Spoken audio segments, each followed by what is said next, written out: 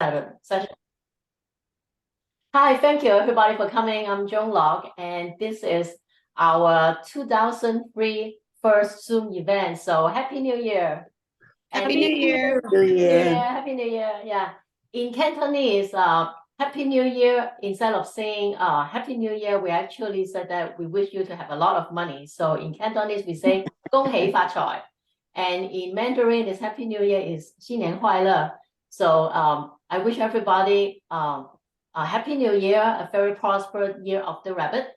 And you will see that I have put up some of my New Year decoration. This is technically still the New Year because we typically celebrate it for the first half of the month, which is from the 1st to the 15th day of the first month.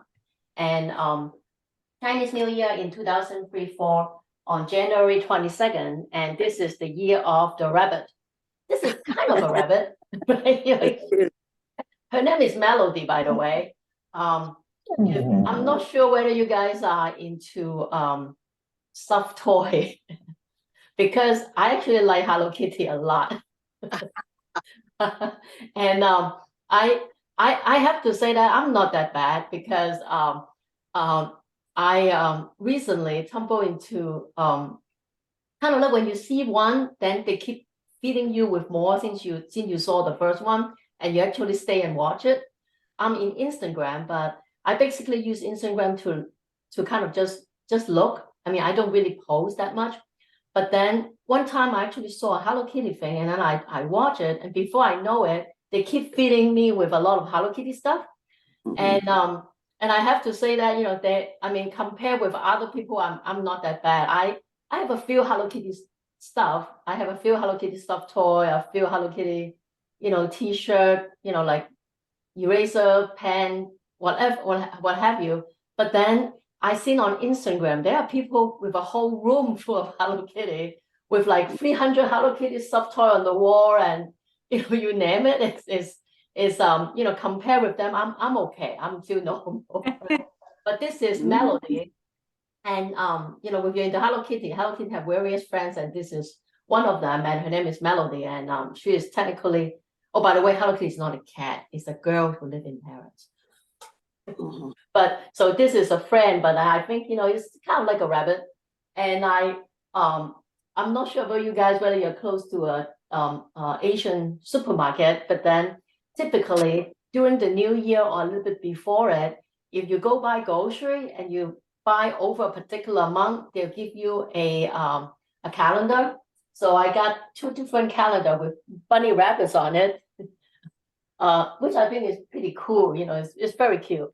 So there's bunny rabbits here, and of course with a lot of good luck sign, and another bunny rabbits here with lots of gold nuggets and things like that. So we'll talk about symbolism a little bit, but Happy New Year for everybody. And in the new year, we always say good things to each other. So I not only wish you a Happy New Year, I wish everybody would have a very healthy year and also be very productive. And seeing all of us are artists, that you will paint really good painting and learn good skills and be able to put the things that you have in your mind onto paper and express your feeling of what you want to. So this is my wish for everybody.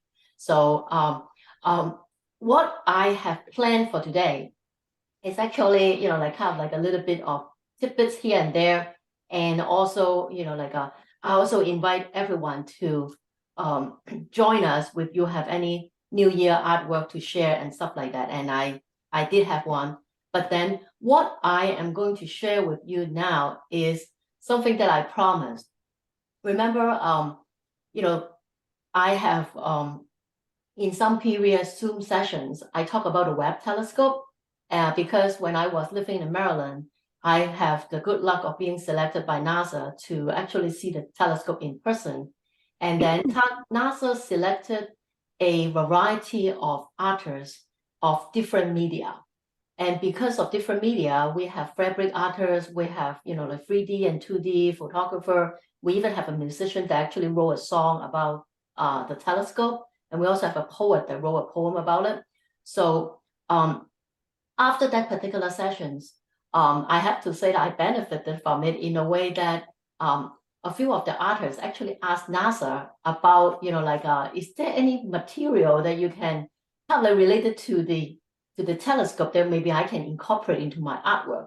And of course, being fair, so NASA, our coordinator actually talked to the scientists, and we were able to have a small piece of the fabric that is for the Sunshield for the telescope. And let me just show you the telescope if you do not remember how it looks like. Okay, there's actually my art of the telescope, but this is the Webb telescope. And the science of it is that, if you remember like how the telescope work, all the sunbeam, all the light source come into maybe here and then reflected from here, and then the mirror, whatever. I'm not a scientist, right? But then somehow it collected all the images. These are the mirror, these are like all the beam and all the reflection collected. And then these are all the kind of the equipment, and then they send the signal back to Earth. So that's why we see all the cool images. But one of the things that we need to protect this structure is actually this thing. What this is if you look at it from where it plays in the in space, the sun is actually here. For some reason, because sun ray can do a lot of damage to all this equipment, maybe heat it up too much, or whatever the scientists say, right?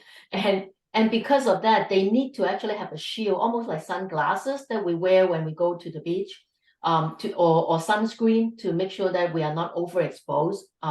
So what they did is these like 5 or 6 layers are what they call sunscreen. And if you are really interested into the Webb telescope, I think they are actually accessible through YouTube. There are various contractors that have free kind of like a 3D what you call it, animation of how the Webb telescope is actually deployed, because these cannot fit into a rocket. So they actually fold these up as origami, and then these were actually also folded up. And then when the telescope arrived in its destination, then it slowly unfold and also unfold the screen. And the sunscreen, the sun shield are the fabric here. And what is the size of this? The size of this, because I think they have a model that they open up and put it in, in exhibition somewhere as a traveling exhibit before the whole telescope went up to space. And I think it opened up like 1 or 2 football fields. So it's big, like when the whole thing open is really big, but then it actually can fold. And these are the fabrics. So let me just see if I can take a closer look. And I have to say that they didn't give us any explanation. So I do not know exactly like what is what, but for some reason they staple this together, and then they are almost like sandwich. And you probably see that the top and the bottom cover actually is a piece of, as I say, these are whatever material is made of, I can't tell you, right? But then they are as thin as aluminum foil, but then one side is silvery and one side is kind of like copper golden. Okay, and then you see that there's another piece on the kind of like front cover and back cover, and it's the same size. One side is silvery and one side is kind of like copper golden, right? So that is thicker, and then in between, I have some, mesh fabric, and they are very thin. But then in between this, I have multiple sheets of extremely thin fabrics. And my understanding is these are just for transportation. The sun shield that are these 5 layers that basically shield this particular equipment from the damage of the sun, the heat from the sun, is these 5 layers, and they are extremely thin. And of course, I don't have that, scientific measure to see whether it's, how many micro milligram. but then just by touch, this one is a lot thicker than this, and there are like multiple layers here. And these are the actual fabric, especially like this silvery wing thing is the one that we'll see in the Webb telescope. And I do not know what is closer to this, but then I think, for example, sometimes when you look at emergency packages, especially nowadays, in the last, 15 years, because of climate change and global warming, we do have, flood, hurricanes, and natural disaster. And sometimes in the video of the disaster area, you'll probably see that some of the victims, when Red Cross came and give them blanket to cover themselves to keep them warm, sometimes you will see, of course, regular blanket, but then occasionally you will see something that is kind of silvery and reflective. And my understanding is it's the same kind of material, but of course this might be even a lot more advanced, but it's the same kind of material because of the nature of it. It kind of like it can keep you warm and protect you from outer damage, and it's very sturdy and things like that. That's the closest I can imagine what this fabric would be like, like in everyday use. Like I don't think you can buy this, soon, but you never know, because a lot of the thing that we are using today, like I'm sure that with you Google and you can have even more information to share, but a lot of the advancement of what we are using on a daily basis, actually the initial discovery of them or the initial invention of them could be for a completely different purpose. Some of them may be for military, some of it may be for space science, such as, like the Webb telescope. But then after they developed it, then, like they went to a better use, because my understanding of the internet is actually developed by the military as a, system to communicate, but somehow, they, share with the public domain. And that's why we have, like different things now. But then a lot of the advancement in science may not be developed, for making a vacuum cleaner or making a microwave oven for us to heat up our lunch. But then somehow the development actually become something that we touch every day. It's the microwave oven, it's the vacuum cleaner, it's the air conditioning or the heater that we use every day and things like that. So this is the kind of like the NASA fabric that they use for the Webb telescope. And I have this small piece, and you can always tell your friend that I have seen it, Joan has a piece. And if you're really interested, with your visiting me, or if I ever come to your location for a workshop, and remind me, I'll bring that with me so you can touch it. I'm not sure, like maybe if you work in NASA, it's like no big deal. Maybe they lay it all over the floor, right?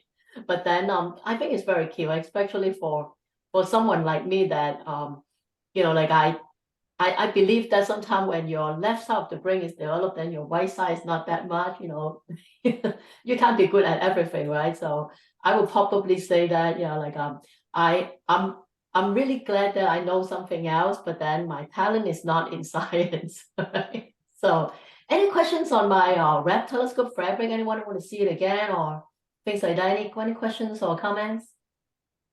You can unmute yourself when you talk. No. Okay. All right.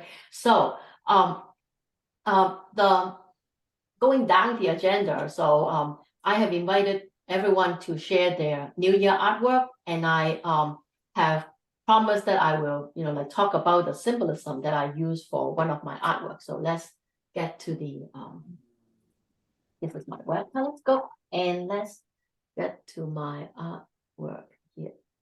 All right.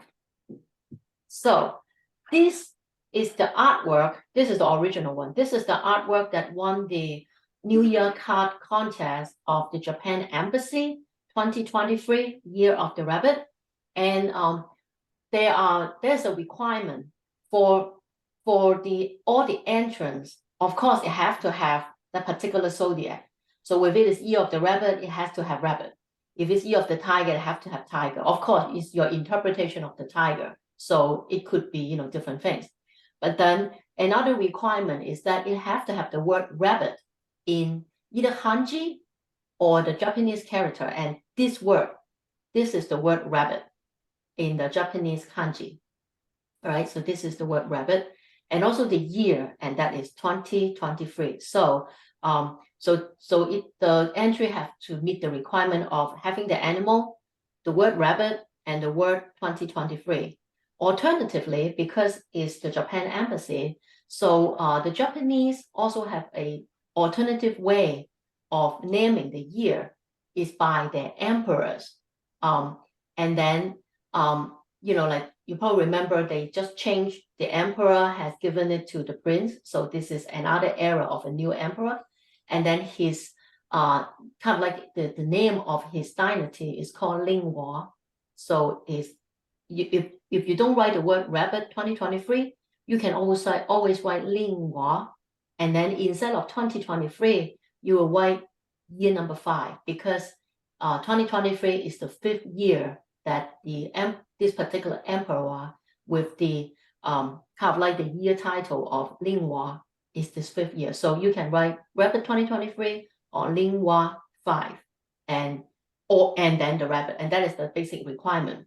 So this obviously satisfies the requirement, but then what I like it, I don't want it to look like a label. So I incorporated the word rabbit and 2023 into the artwork. So obviously, you know, like it's the bunny rabbit. So I made 2 little bunny here. But then one of the things that I want to talk about is actually all these little circles. Anybody know what these are? No. No? Okay. No. If you live in a Japanese farm, you know, like the farmers, the people who work in agriculture or little villages, what Japanese villagers like to do is that in the winter, the most of the branches are barren because the leaf has fallen, all right? And so they are bare branches. And what they would do is they will actually cut a few bare branches and bring it home.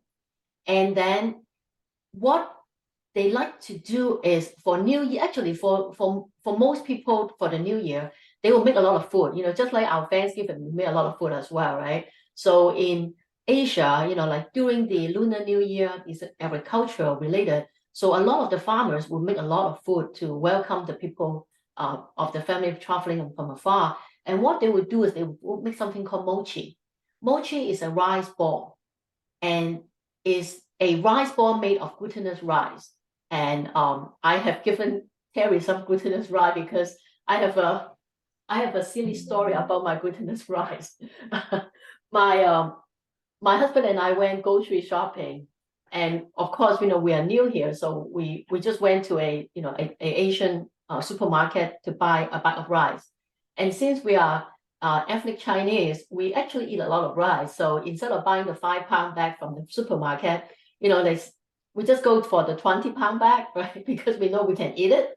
So because we're new to that location, so to be efficient, you know, like I would just tell my husband, you get a bag of rice and I will look for the sauces or whatever. So we just, you know, kind of divide and conquer, right? So I pick up, you know, little knickknacks here and there, and then he picked the bag of rice.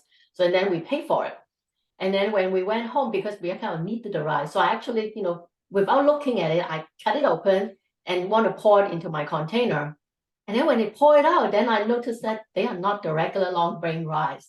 He mistakenly bought the glutinous mochi rice. And mochi rice is a lot stickier than regular long grain rice. So in a way, I have 25 pounds of mochi rice that I don't know what to do. So I mean, you think about 25-pound bag is like this big, but I already, you know, very, very quickly cut it open.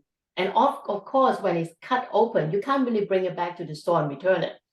So I have to say that, you know, whoever, if you're visiting my location, you know, like, let me know, I give you like 1 or 2 pounds of my glutinous rice. The good thing is rice is not perishable. You can actually keep rice for years. Of course, you don't want to keep it for, I don't know, like 10, 20 years, I don't know. But then, even for, 6 months, a year, they are still good, because it's completely dry and you just, add water and you cook it. But then I have 25 pounds of rice, and I think I try very hard. I may be giving away like 1 or 2 pounds only because no one wants it. Not because they don't want, it's very hard to cook. There are very few recipes for glutinous rice because they are so sticky and sweet. You can really only make dessert out of it. And 25 pounds is a lot of dessert. But anyway, back to my painting. So if you have the glutinous rice, what they will do is they will actually make a little rice ball, and then they will make it into like a marble size, and they will stick it onto the branches to make it look like flower bulbs. And then the rice ball is white, so usually they'll be white, but occasionally they will add either food coloring or naturally red ingredients such as berries or red bean or beets or something that is red. So they will stain the rice ball to make it look like red. So it will be red or white. So this background is basically the branches that have the New Year symbol of the rice ball. And then because we like symbolism to represent good things during the new year, so in my design, I have, like fish. Fish represent excessiveness and resourcefulness. And then this is actually a money bag. Yeah, this is a money bag. This is a fish. These are actually a symbol of the pine tree. So it represents evergreen and longevity. This one is a mallet, like a little hammer, because in the Japanese folklore, there is a little boy that carry a mallet, and then it's kind of like a lucky mallet. So whatever he shake the mallet and hit it, then gold pieces will come out. It's a folklore. But then this is like a little mallet, and then on the mallet it has the word long life written on it. And this is basically a dice, so it symbolizes good luck. And these are actually 3 barrel of wheat or 3 barrel of things that is from a harvest. And then underneath it is bamboo leaves, and bamboo leaf symbolize good health. So these are all lucky symbol. Now it's come to the one with words. And of course, I put the word rabbit 2023 over here. But then on here, I would put, $1 million, a $10 million. This one say good luck, and this one say also, good luck. But basically what these are gold pieces or currencies in ancient Japan. In the olden times, where before the development of paper money, people use different things first of all, they barter, but after that, then they develop currency. And then in the Asian Japan, what they will use are gold pieces. And they come in different pieces depending on what province or what village or town you came from. But basically, most of the time, they are a very thin piece of gold of different purity, and then they would have carving on it that represent the value and also the kind of like the jurisdiction that is from. So and that's why I would say $1 million, $10 million, and lucky things on it. So overall, this is the symbol I have in the painting with the little rabbit, kind of looking at the mochi decorations for the new year. So you can tell that this is new year, all the good luck sign. I incorporated the requirement into the painting. And of course, they are there because they want to eat some of the mochi. So of course, I put some on the floor for them to eat. And a little bit about signing. You probably know that, if you see more of my work, I really don't put my name in extremely prominent places. But of course, I want it to be, seen. So I basically just put my name somewhere here. And then when I selected the seal, instead of other sizes, I pick one that is also a little circles, kind of like the little mochi ball. So this is my artwork that get the recognition of most traditional from the Japan Embassy 2023 New Year card. So any questions on that or any comments? I have a question, Joan. When we were in China years ago, back, I think 2014, we saw the trees with the red envelopes hanging. Is that just on a certain New Year? Is that every New Year? Yes, every New Year. As a matter of fact, hanging things on trees are is what we do anyway.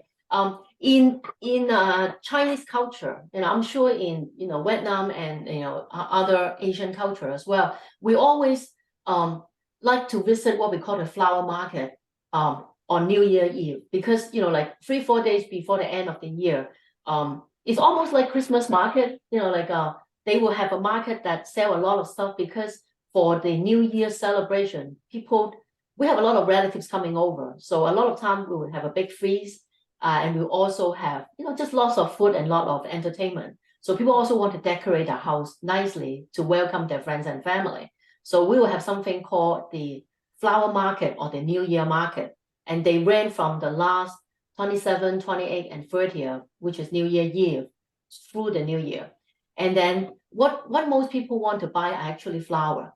Not only flower, but blooming flower. And that's why in my January workshop, I think some of you took the workshop, I painted peach flower, because peach flower or peach blossom is the most popular flower people will buy during the New Year, because it represents good luck. Although, peony and some other flowers are popular as well. But then honestly, if you are a gardener, you will know that peony is not in season yet.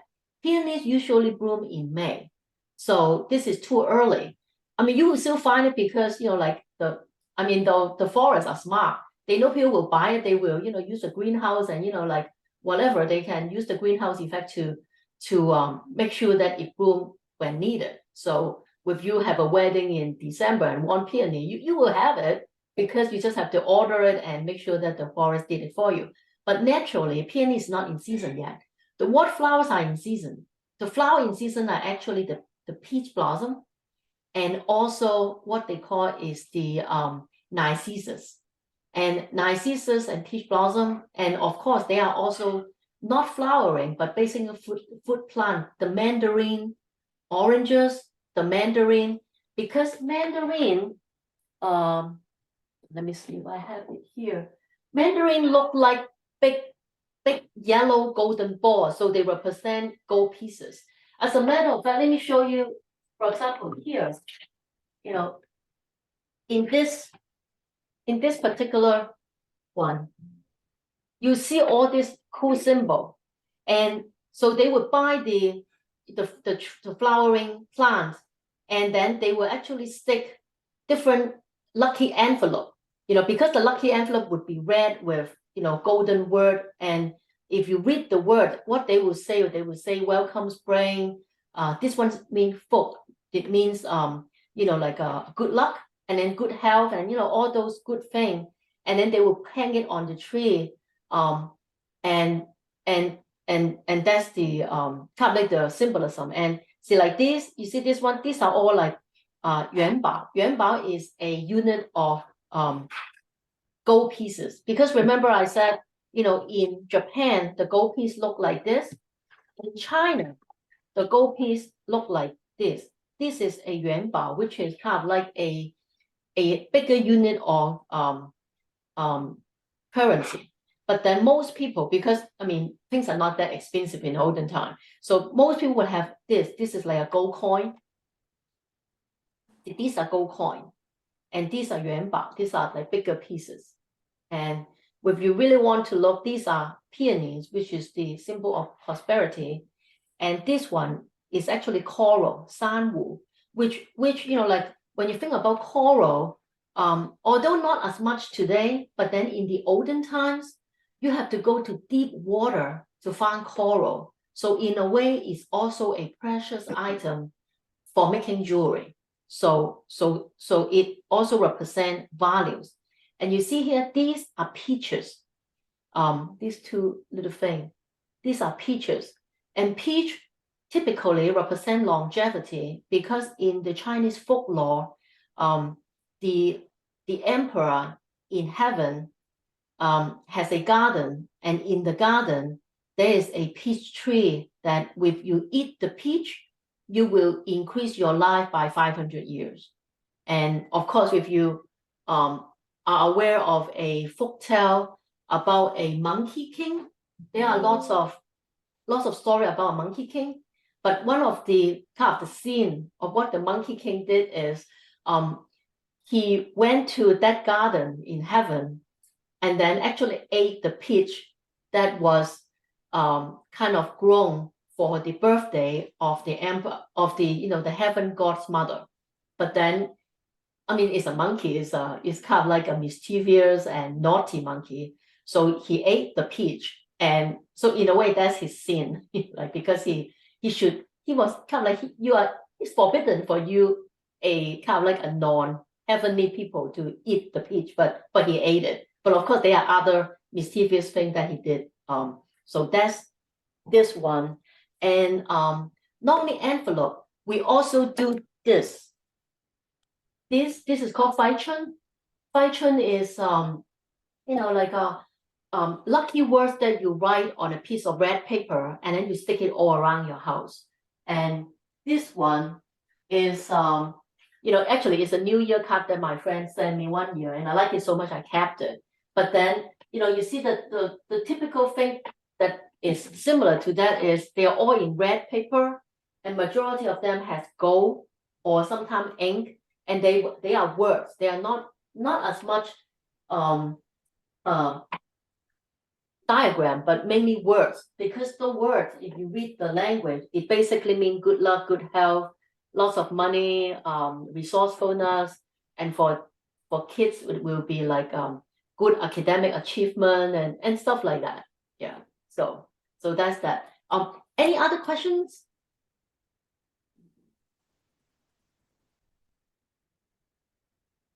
Oh, okay. Yeah. I mean, like we have if you read the chat, some of you are sharing what you found. Yeah, this mochi has names, and it's kind of fun, but it's very sticky. As I say, if you visit me, I will give you a pound of my 25-pound bag sticky rice. It's too heavy to mail. I won't mail it to you because not to complain anything, but then the other day someone wanted to buy one of my National Cherry Blossom Festival poster, which I still have them. I still sell it. Do you know how much it costs for me to mail it? Take a guess. I mean, I know it's a lot, but then I was surprised by it too. The tube itself is like $7, and the cost to mail the tube with the poster inside, the cost at the US Postal is $14. So just to mail it and the packaging is like $21. And that is not including the artwork itself inside, But then I have to say that, like postage has increased a lot. And for a poster, you have no other way but to mail it in a tube because you don't want it banned. Yeah, you cannot really fold it up. Yeah, so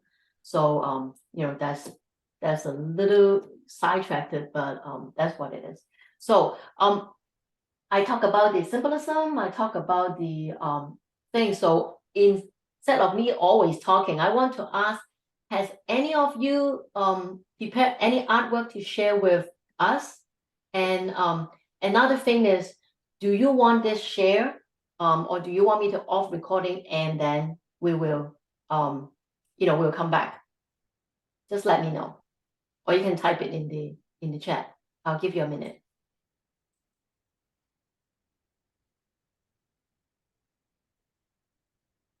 Anybody has? How about you raise your hand and let me know. Does anyone has any artwork to share? Just let me know. No. Oh, okay, Judy has one, and Sister Mariana has one. So why don't we? Okay, Judith, just maybe Judith. Okay, let's do this. would Judith show us what you have? Say something. Okay, you have to unmute. Oh, yes. I was on mute because my dog was barking.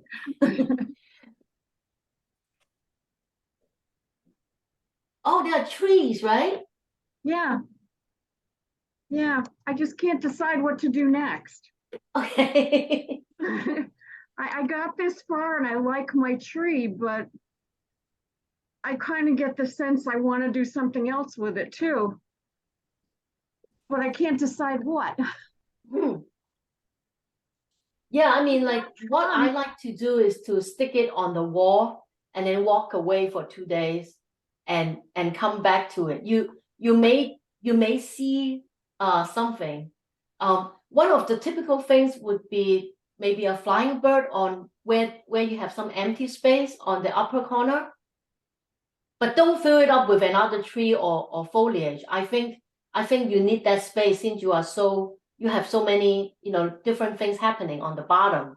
I think you want to keep the top empty, which I think is nice. Yeah. Right? Yeah. I mean, if you see the chat, we have a lot of our artists, like saying how gorgeous your tree is. Beautiful painting of tree. Yeah. Mhm. Thank you. Sister Marianne? Okay, I have two. This is, can you see this? Yes. Oh, that is so cute. Isn't that cute? Yes. And then this one. Oh, You see the I rabbit? it. oh, that like is it. so cool. I mean, it's very 2023, but it's really a rabbit. Can you Yeah. see it? Yeah, I think And so. It's very, very cool. And I mean, did one very cool thing about Sister Mary Ann is she made this into shikishi board, and then occasionally when there is a kind of like a fundraiser, she will sell it for the benefit of the people in need. So that is Yeah, so nice of Sister Mary Ann. yeah. I think last The, year the last donations went to our convents in Europe who are taking in the refugees from Ukraine. Mhm.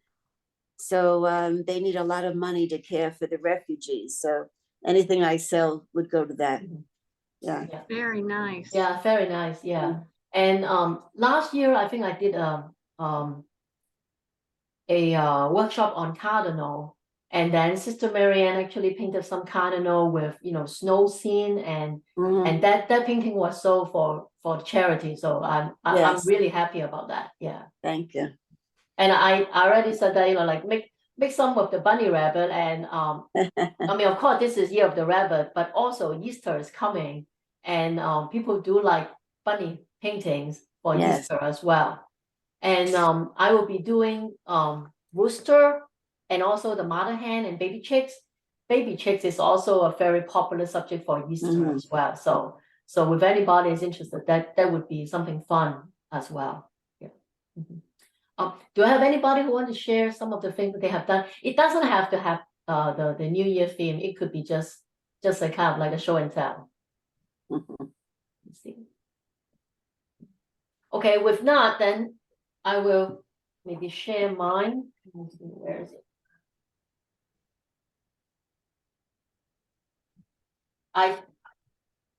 It just okay. This is one of the things that I've done recently, and it's not as freehand as I am famous for, but it's more like a gongbi painting, and of lotus and a kingfisher. But I think the thing about this is, I finished the painting, and for some reason I actually want it in gold. So this is actually painted on. It's not on gold paper. I painted the whole thing, but I decided to change the background to gold. So I painted the gold as an afterthought, but it kind of worked. So I think it might be a nice thing to share. It's very typical a gongbi painting, which is building layers of the intense color. and you know, like leaving a kind of like a line between the various line, which is very typical of doing leaves in gombi.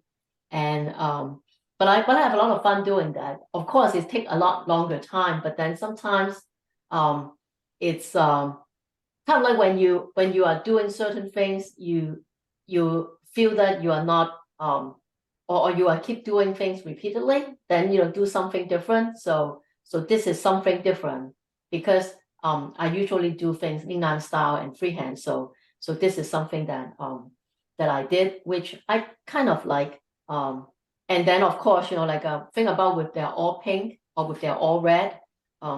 So because what I did is I actually did the entire outline before I do the coloring.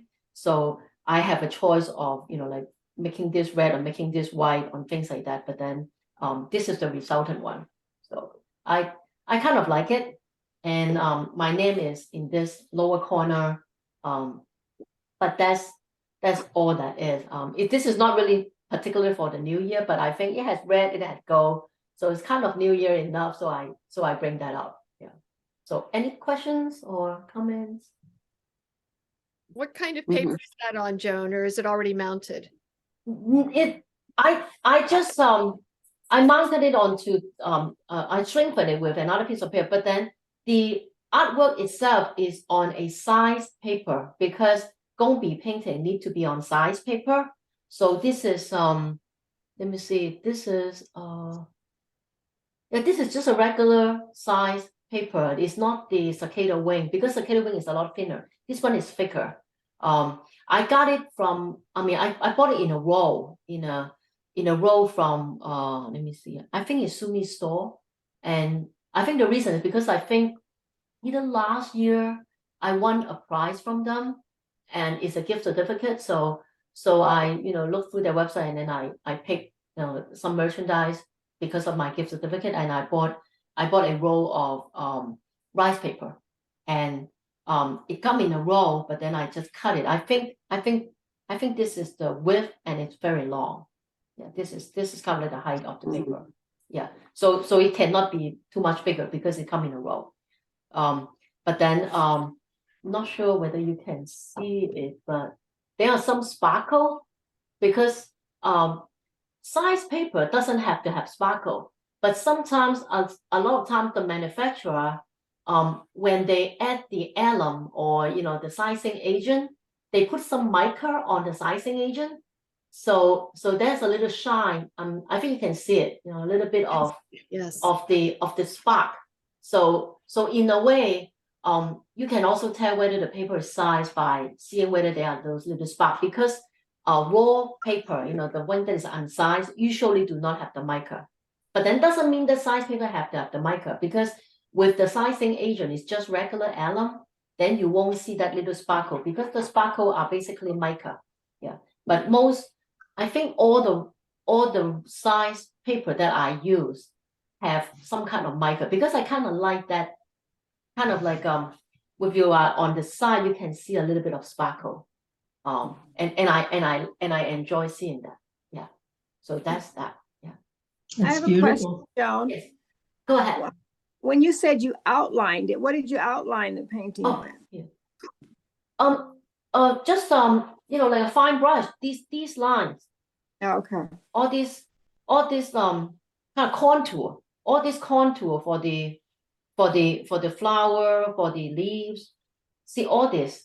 And what I did is how should I put this? Sometimes when you do a gombi painting, you will have a lot of planning, and then after you did all the composition resolution, and then you put the rice paper on top, and then you trace it. But then there are also times that you want more freedom, because it's very hard to trace a line like this without looking very confined. So what I do is I actually like to do this freehand. So even when I say these are outline, but the stroke itself is actually done freehand, right? So what I did is I have my my kind of like I have a sketch of, you know, placement of where I want the things to be.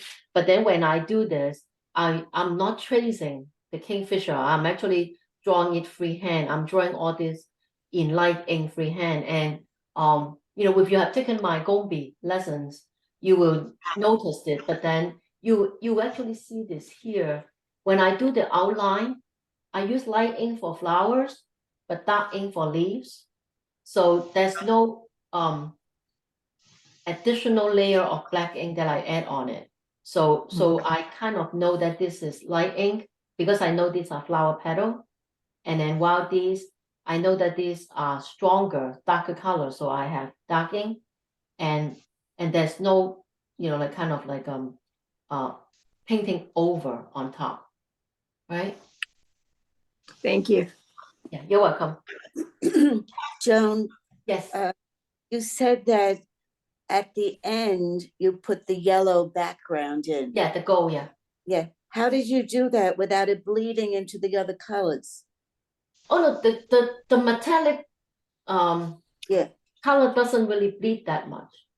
Oh, okay. Yeah. It doesn't really bleed that much. Yeah. It's metallic. Yeah, this is actually metallic. This actually gold. You can see it's I see. shiny. Yeah. It's not yellow, it's actually gold. It's shiny. I see. And I have to say that, you know, like if I know that this will look like this, I mean, it's easier to find a gold paper and do it Yeah. because you have to paint all over. And I actually did 2 layers because if I did it the first layer, I kind of see some brush stroke, you know, like the mark of my brush. So I actually did my gold twice. Yeah. Uh-huh. But that's what I did. For example, like this one, because I have it handy. This one, probably you can see this is a Sumi Nagashi that I created to represent space. And then I added my Webb telescope onto it. And then these I actually painted on. This is the same metallic paint, but then I basically just painted it on. Right. So this is the same I painted it on. Right. Okay. Thank you. So now okay, if I don't have any, do I have anybody that have art to share or things they want to say? Okay, if not, then I actually, before I end today's sessions, I want to ask you, do you have any particular suggestions for, you know, the workshop for this year? Is there any topics that you would like me to work on or things like that? You know, then I can look into developing them and things like that. Or maybe things you are waiting for me to repeat. And you know, and you can email me and let me know as well.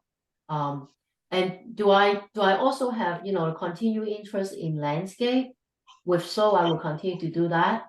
And then also, you know, I have some, but I'm not sure whether there's enough interest. I have a request to do songbird again, but I've already taught it not last year, but the year before in 2021. And the one that I taught is actually the Ningnan style songbird. So they are quite unique and pretty calligraphic when it comes to the stroke. So if there's an interest, I will try to do that again. But you know, let me know if there's any interest. Okay, you mentioned in your email about resist materials such Okay. as milk or alum or whatever. Yes. Okay. All right. Yeah, because I was doing a workshop on snow for landscape, and then in that particular workshop we were doing 2 ways. First of all, it's negative painting, meaning that we're actually avoiding touching the white of the paper, and the white of the paper becomes snow, and which is a classic way of doing snow. But then another way, of course, is the use of opaque white, that whatever you painted, you know, you drop the opaque white on top and that will become snow. So that those are 2 of the traditional way of doing the snow, and we did a workshop on that. There is the third way of doing that, which is using alum. I'm not sure you can see that. Yeah, which basically you see all this, although is light, medium, and darkening. But with just light, medium, and darkening itself, it's not as prominent. In order to make it look like that, you actually add alum to your solution. And alum is actually the sizing agent for the gongbi painting to size the papers to reduce the absorbency by the rice paper. So by adding alum, you can actually create that feeling of reduced absorbency. And with that as an interest, I can get a workshop on that but then most of them, like because the gentleman that excel in this technique, he's still alive, I think, he's probably in his 80s now, but then he kind of like brought the attention to using this technique in the 1970s and 80s, and during the 90s were very popular in Sumi-e Art. And the craze kind of died down slightly, but then this is so distinctive that you cannot not credit him for doing that. And he's a landscape artist, although like people who his followers have developed ways to try to paint flowers and different things with this alum. But I have to say that the it's quite limiting because of of the way that you paint on both sides of the paper and things like that. So it's not as widespread for use for flower, but then resist using alum for landscape, especially snow and ice skate, is has been established. So we can have a workshop on that. And then milk and sometimes even alcohol and just water. Those are a lot of different kind of resists, and we can play with that. So if there's an interest, I'll be more than happy to work on a future workshop. Any other suggestions? Do you ever do bodies, human bodies? I do face and occasional body, but then usually I do face with you.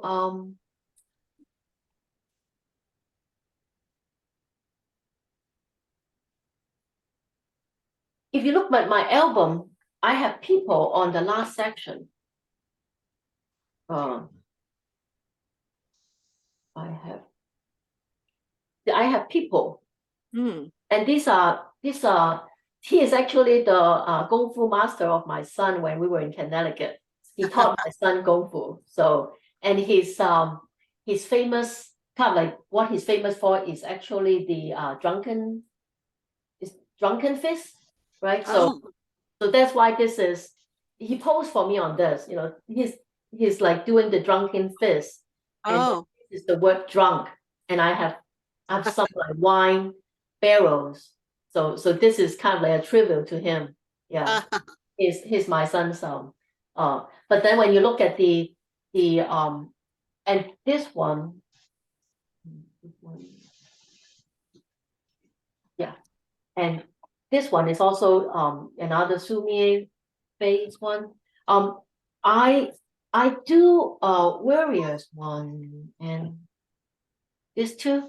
So I do people, but then what I find out is that the way that Sumi-e artists paint people, especially like, of course, there are different style, different school. I'm not talking about the Gongbi one. The one, because I'm more a Lingnan style flower painter, so that kind of go into my style of painting people. So I'm not into extreme detail of painting every string of hair, and also there are some calligraphic stroke on that. This is a cooperative painting. Do you know why? Because these are painted by my son. Oh, yeah. I'm sure if you know me, I have two boys, and I remember when I was living in Connecticut, I visited a friend. His name is Joan, and Joan has a boy and a girl, and then I saw it in his house. He is also a painter. What he did is he gave his son a brush. His son did something, And then he finished the rest of the painting, and it became a collaborative painting of John and John's son. And I'm like, oh my God, that is such a cool idea. So I went home, and then of course, I think my son was 4 years old at that time, 3 or 4 years old. So I gave him a brush, and I said, like, paint anything on the paper. And then he was in preschool at that time, so he painted something. By the way, I mean, I only put, this was my younger son. My older son one, I mean, maybe next time I'll take a photo of that and I'll send it to you. So he painted something, I don't know what it is. And then later I asked him what it is. It was triangle, circle, and square, because that's what he just learned at school. Mhm. So what I did is I actually made them look like garden sculpture, and then I drew him sitting on one of those. And for years it hung in his room. And actually I don't have the painting anymore, because when he has his own place, he actually took it with him. And then this one is my younger son, and he is even younger. I think he's like 2. Aw. And so I gave him, like, also a brush. And of course he's not going to repeat what his brother did. On top of that, he was only 2. He didn't even know what is a square, a circle, and a triangle. So he just did this, and this is what he did.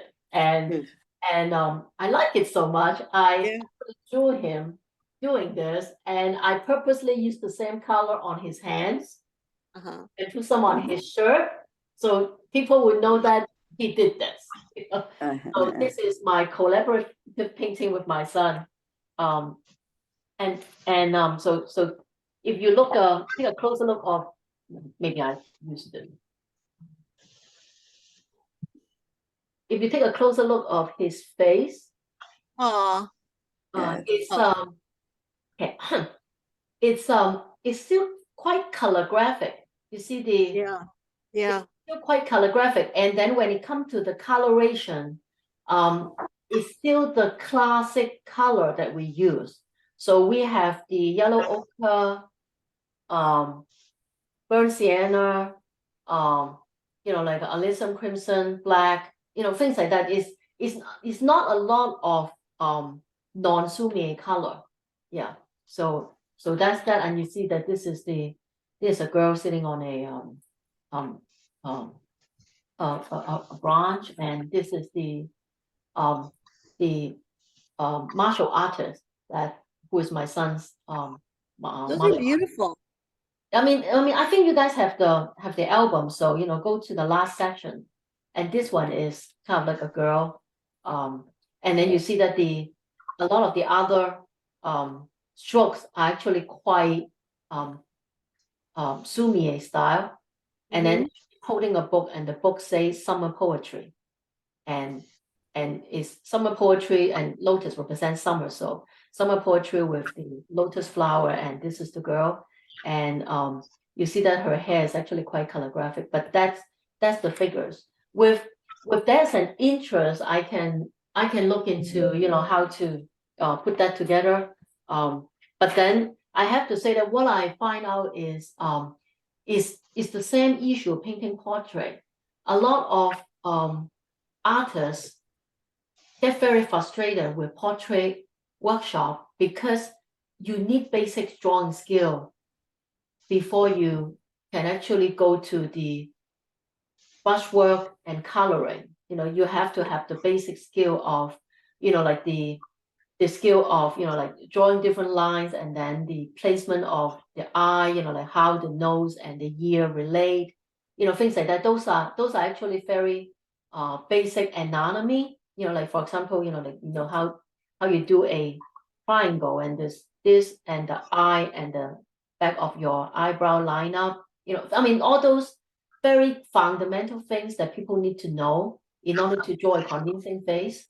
Because of course, unless you want to do a Picasso, right, the eyes is one here, one down there, if you want to draw a convincing face, you need some of those basic drawing skill for a face. And a lot of times people get frustrated because of the lack of that. But I noticed we actually use up our entire hour. So if you would give me suggestions of additional workshop, I will try to set that up. But then before I end this, I thank everybody for coming. And then another saying of Happy New Year to everyone. 身体健康，新年快乐，恭喜发财。Happy New Year. Yeah. Happy New Year. Bye, bye, bye, bye, bye. Thank you, Joan. Happy New Thank Year. you. See if we can have a. So, Thank you. thank you, everybody. Bye, bye, bye, bye, bye, bye. Bye.